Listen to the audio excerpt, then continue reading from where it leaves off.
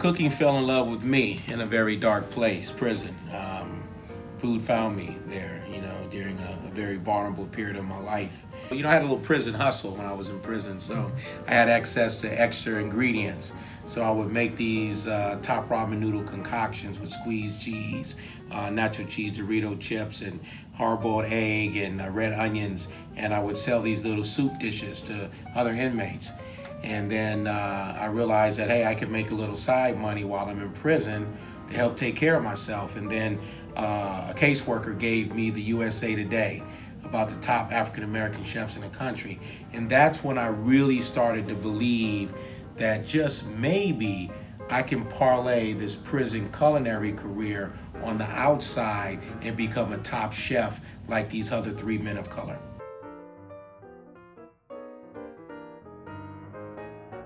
My style of food is California French cuisine, which is I take a lighter approach to classical French cooking. Less butters, less heavy gravies, less heavy creams, so more infused broths, infused waters. Like one of my favorite liquids to have as a sauce for seafood is my smoked tomato water.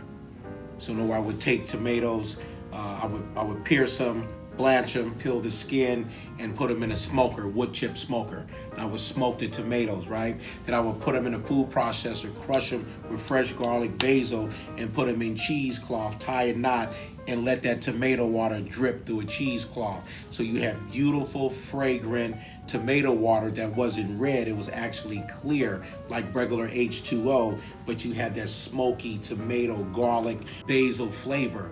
And that was one of my great sauces that I would add with my, chili and sea bass, striped bass, stuff like that. So everything was just a little bit healthier, a little bit lighter was my style. So I always try to put a twist and elevate, level up everything that I cook, because being a convicted felon, an African-American male with no formal education, everything about me had to be extraordinary. There was no room for being ordinary. I had to, make sure that everything that I cooked, how I carried myself, said brand, brand, brand, brand.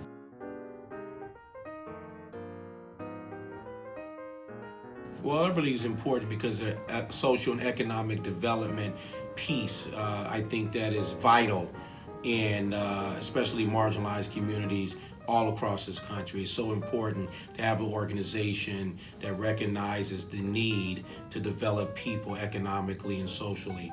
And this is why I'm a big fan of the organization. I've been working with Urban League for many, many years. And this is why I'm excited to be here, because so many people in this community are a reflection of my community where I came from in Southern California. It's a good thing to do, to make sure that everyone in the community has an opportunity to carve out their own version of the American dream. And there's no better way to do that but through training, through opportunities, through programming, but most of all, partnerships in the community. Urban League here is connected with partnerships with many great organizations in the city.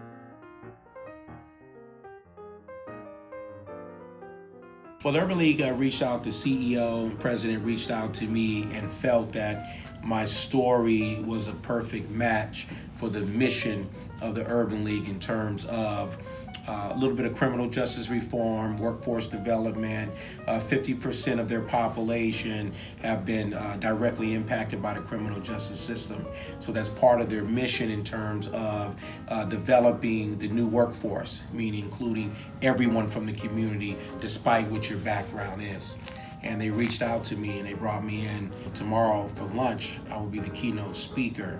But before I speak, there'll be workshops that's dealing with everything from implicit bias to entrepreneurship to various other topics that are important to the people in this community. Hi, I'm Chef Jeff, and I support the Recorder. How about you?